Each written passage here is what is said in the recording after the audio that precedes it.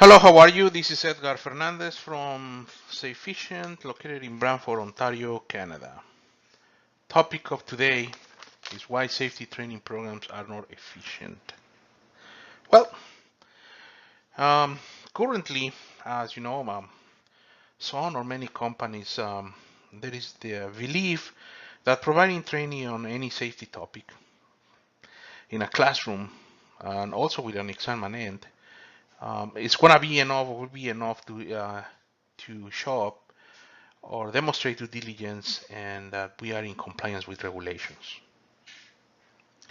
Some companies, they go a little bit further more, that they include practical parts or practical tests about the training, but still it's not being effective. Why is not being effective? That's the question here. Not being efficient. Remember, efficient is how we're gonna take the resources. Could be material resources or intellectual resources, and if efficacy is if we are reaching the goal.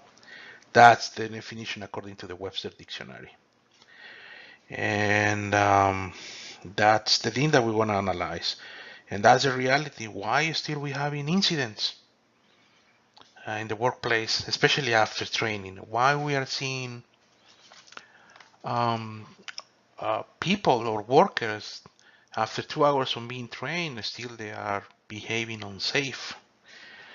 Looks like they didn't understand the training. Why workers actually believe that the training is bored and they don't ask questions many times. They don't ask. They keep quiet. It's a good sign, it's a bad sign, it's something that we need to stress out? Absolutely yes. And the answer for why workers feel bored while they attend safety training session is something that it's deserves our attention. And there are three things that we need to keep in mind. So adults, so we don't like that somebody else tell us what we need to do. That's adult nature. So as human beings, we are pretty independent. So we make our own decisions and we keep going. So by nature, we don't like that somebody else tell us what to do.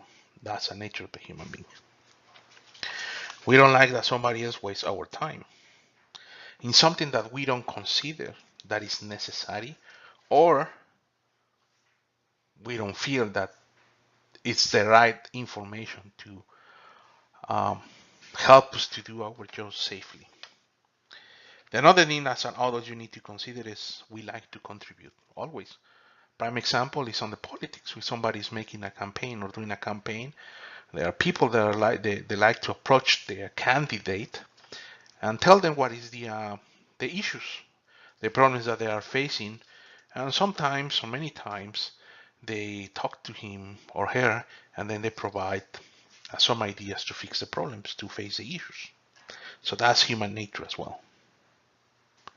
And the third one, we like information that will make our life easier. So that's the three characteristics that we need to remind us what as an adults we liked. So for example, if you read the newspaper, so if you don't like sports, the sports section, you won't read it because you consider that it's irrelevant for you.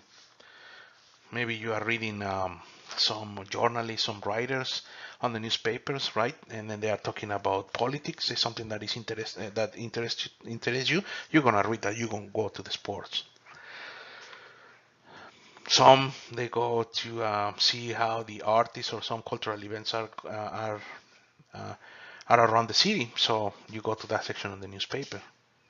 It's human behavior, adult behavior, and that's very understandable. So that's some of the examples, and that's the reason why um, workers they keep quiet, they don't ask, and they consider many times or sometimes that the training is being bored.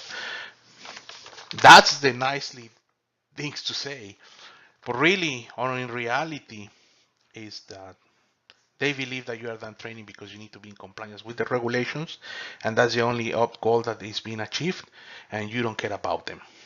And I have heard that as well. And that's when the things start being interested, because no matter what type of training you're gonna do, it's not gonna result because that point of view. So training is a good opportunity to build relationships, to close the gap of trust. So make that bound with your workers, and that's very important. So you have only the things that happening currently. When I ask people, how's your safety training? Oh, it's perfect. Okay, yeah.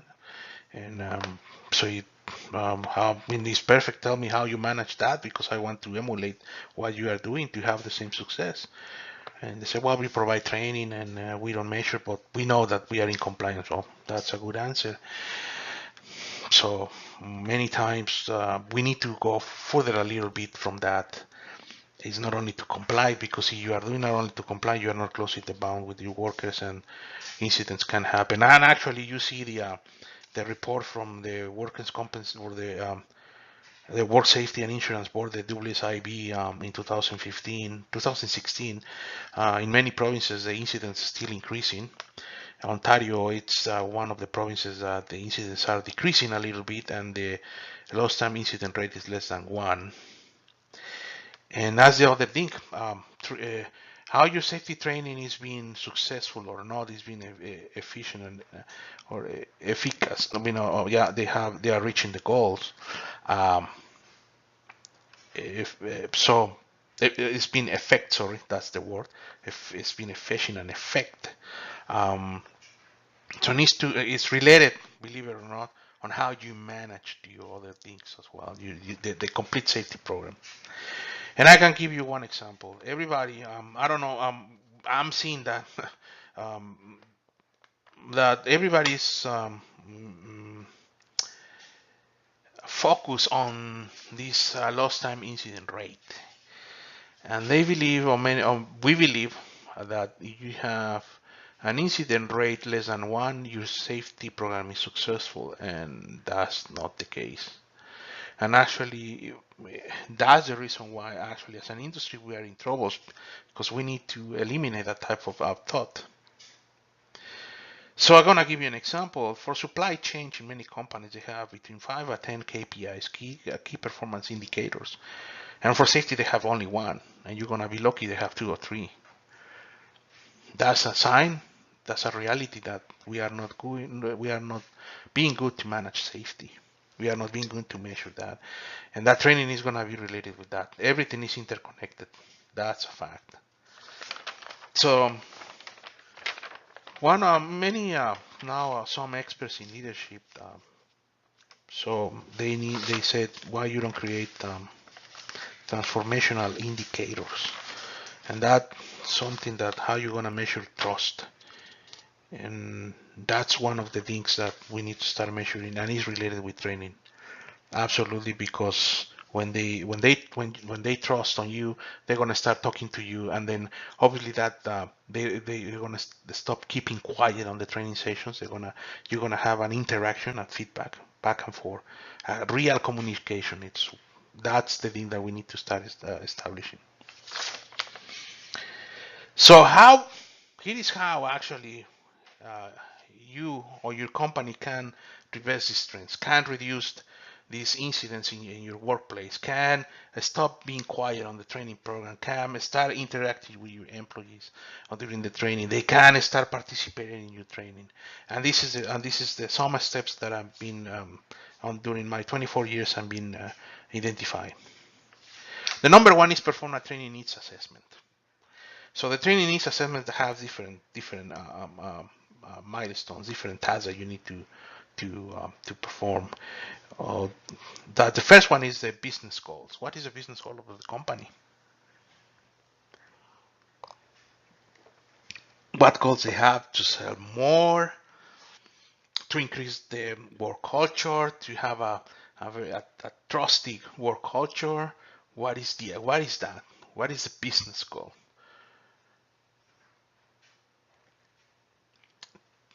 What type of programs they're gonna lay out?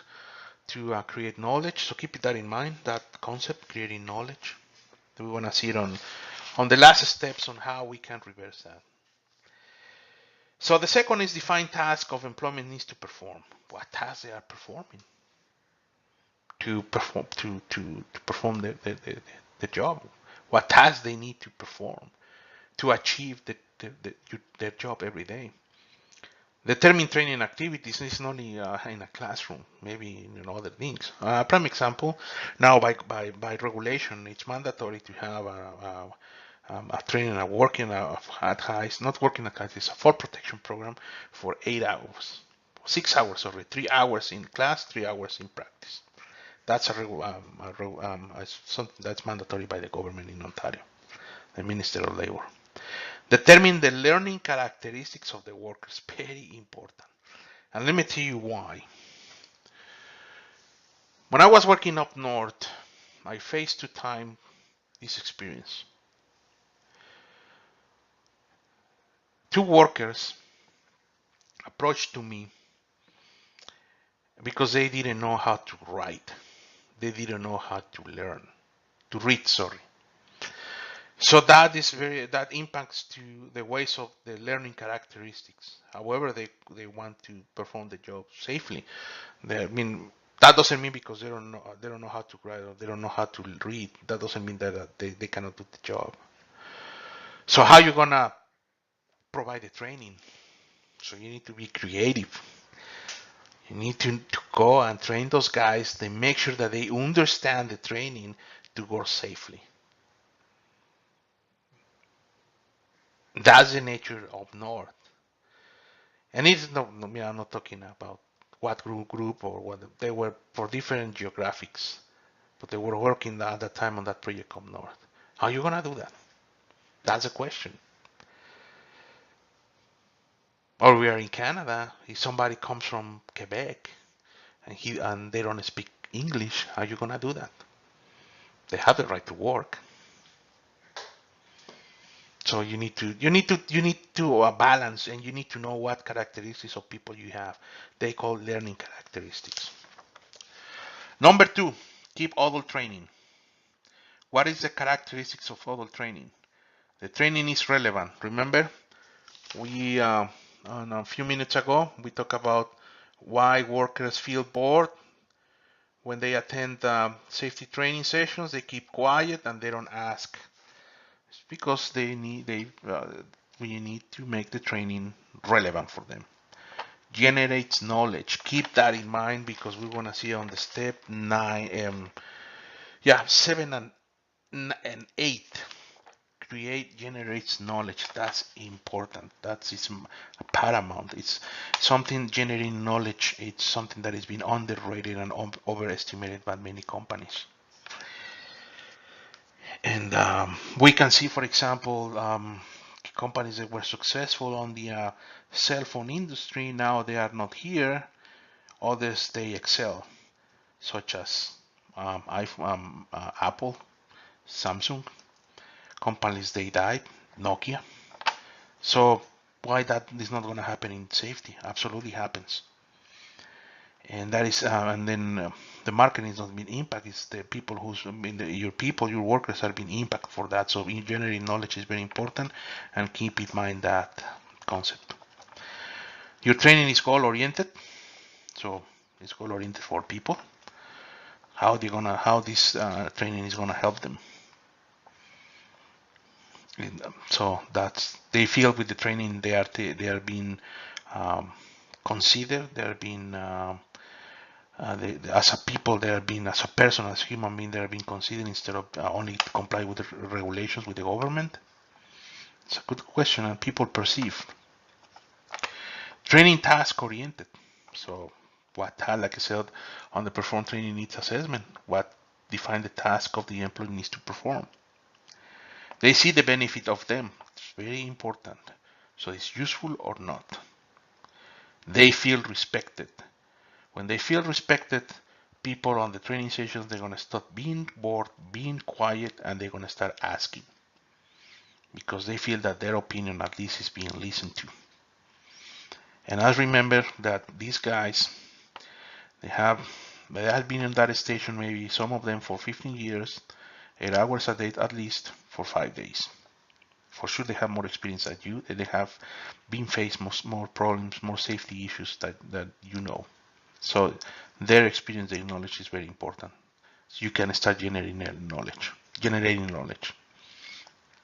Step 3, develop learning objectives. Use the acronym SMART. Be specific, measure the training is achievable, is relevant, and is time bound. So specific, an example, if you perform a confined space entry program, and then you have a generic training that you buy from any company that they provide videos, CDs, etc., and they are talking about silos, and your people, they need to enter to tanks and sewers, that program is not specific. Therefore, they don't see any benefit of the training, it's not task oriented, doesn't reach the goal, and it's not relevant. You need to measure the training, you need to achieve that training, and you need to be relevant and time bounded. So you're gonna do it in 30 minutes, in an hour and a half, in 2 days, 3 days, is something that you need to determine. So ask them what they want to know. You need to comply with regulations for sure, and there are topics that you need to touch in the training because it's mandatory by the government, but also go furthermore, what they want to know more than that. Create curiosity, and that's when you start generating knowledge. Design, that's step 4, it's training materials. Design the training materials.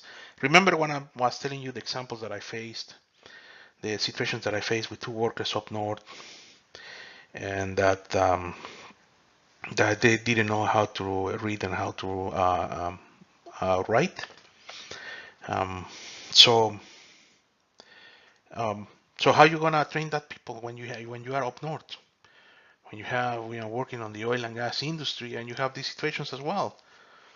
Not in the refineries for sure, no, but on the seismic industry, forest industry, for sure you can face that. So how you gonna design that training for your people? So you need to know how your people learn. Not always learn by PowerPoint. So nowadays, for example, prime example, so now I face those 2 situations up north, and I fix them. So by coaching them, go with them, and doing an interactive training, talking to them, showing them, and make sure that they understood. But nowadays, for example, you think about it now with social media, with all the information that we have.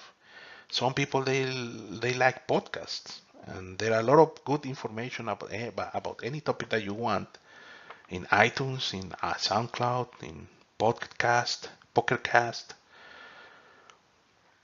videos in Vimeo, live stream, YouTube. Any topic that you want to know is there. So how you can learn, remember that as well. So you need to design your training on how people learn. Step number 4. Number 5. Develop your training material. So now is how you're gonna develop. It's gonna be in a PowerPoint, in Word, in Excel, in interactive files, like I said, in an MP3 or on videos, etc. How you gonna design that? How you gonna present that training? So it's very important to in safety to determine that. Many times we go to the tradition, right? PowerPoint, we sit everybody on the classroom, but nowadays you can provide many things. Actually, there are many tools there. So you need to assess with them. Remember, this is a teamwork, so team up with the people and determine how they prefer to be trained. Sometimes you need to do, I don't know, an hour theory and 2 hours practice. That's possible. So that's the needs that you need to assess. Number 6. Implement the training. So create a learning management system.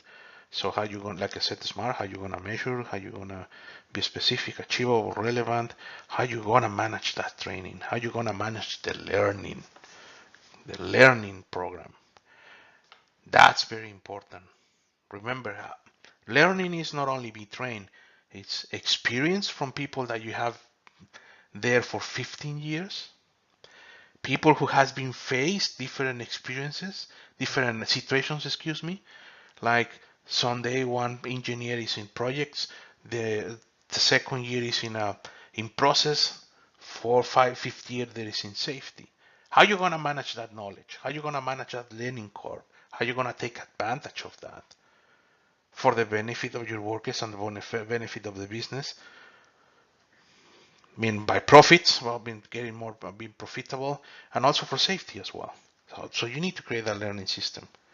How you gonna number 7? Yep, number 7. Sorry, is evaluate the training. How you gonna evaluate that? And that's the two steps. The two next steps are very important. Coaching is the number 8, and mentorship is the number 9. It's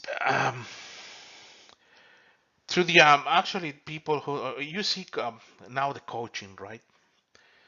Many people that are certified in coaching, so you do appointments with them, and you have a coaching for your own business, or you have coaching for finance, or you can coaching for other things like coaching in sports, for example. You do whatever sport you do, you hire a coach, and that coach shows you and make sure that you are progressing. So that's a coach too. So the training program doesn't stop on the classroom and then doing 10 question exam or test and show to the government that you show due diligence. Yeah, for sure, yeah, you're doing that. That's not that about it. But also we need to go furthermore because our job is to make people safe or safer. So how we want to evaluate the training. Coaching. You need to develop the coaching. You need to verify it on the floor. Talk to people that they are understanding the training. Because it's easy to say, I trained these guys for 2 hours, excellent presentation, beautiful PowerPoint, but they don't understand. They don't, and it's the people they want to follow. It's his fault. No, why they are not learning? So you need to ask those type of questions. You need to evaluate the training. But when you coach them, so you go to the floor, see how they are progressing on that, so you start building trust, bounds, right? Work bounds. I mean that it's more than I'm complying a regulation. Now it's you are caring about me, so you care. 8. Remember that we said that you keep in mind generates knowledge. We talk a little bit on learning management system on the step 6. So now we want to create a mentorship program. So you're going to take advantage of the knowledge. You're going to take advantage of the experiences from different people, right? And now those ones they're gonna work as a mentors. So keep in mind, for example, in professional sports, you see rookies, new athletes that are coming from college, and then they enjoy the other ranks. They enjoy the professional uh, teams. So you see the veterans that they have 10 years, 5 years, 7 years. Many times they coach these guys and how to be better. So they are mentored to be as a professional athlete. What's the discipline? What's the attitude and the behavior you need to have to be a professional athlete? And secondly, they are coaching them how they are performing on their skills. They are getting better and better to be professionals. So that's the type of schematic we need to bring to the work stage. And so that was step 8 and 9, and step 10 and the last but not the least, and is the most important, is the training program creates trust. So if you analyzed these 10 steps that I talked in these last 2 minutes, so you're gonna be generating trust, and that when You can buy any management system, and actually you see in the last 20, 30 years, we say that people, how you want to change the behavior of people, etc. And there is nothing wrong with those theories, with those systems or methods. For sure they work, no doubt about it. But the thing that they work for sure is trust. And then obviously you have here that the things that I describe you is a system, a very quick system that how you can build that trust on during the training program. How you gonna make your training program more efficient. More efficient is creating knowledge and taking the advantage of those experiences from those people. That's personal resources, right? That's human resources. It's taking that advantage of that knowledge. You can use technology, obviously, to create a learning management system, as we said. And then obviously, I don't know how much is going to be the budget, but you need to handle that budget in the best way to make that budget more to buy more things, or how to train better, buy more material, yes or no. And more effective is because you are achieving the goal. So that's the 10 steps. I'm going to finish with that pretty quick. So the first one is you need to perform a training needs assessment. The second one is you keep adult training. The third one, you develop learning objectives. Sorry. The number 4 is you design training materials. Is you design that material in how taking into account how your people learn. So the number 5 is develop your training materials. The number 6 is implement the training. The number 7 is evaluate the training. The number 8 is coach employees after training. The number 9 is create a mentorship program. And the number 10, and the most important, is the training program creates trust. Thank you very much, guys. In Sufficient, we have the mission of protect people's lives by reducing incidents using training, and we use this type of things. You can contact me if you want to discuss further about this topic on 613-464-0562. 613-464-0562. You can find me in Facebook as a Pharma-Chemical Safety. You can find me in Twitter as a Pharma-Chemical1. YouTube, I have my own YouTube channel. On the description of the YouTube channel, I put all the links. I'm on Google Plus as well, and I'm creating podcasts in a SoundCloud and a Pocket Cast and iTunes. So you have a Android or a iPhone. So you can listen to the podcast in those platforms as well. I appreciate your time, guys. Thank you very much. Hopefully this topic of today helps you to have a more effective, a more efficient training program. And see you next time. Have an excellent weekend. Bye.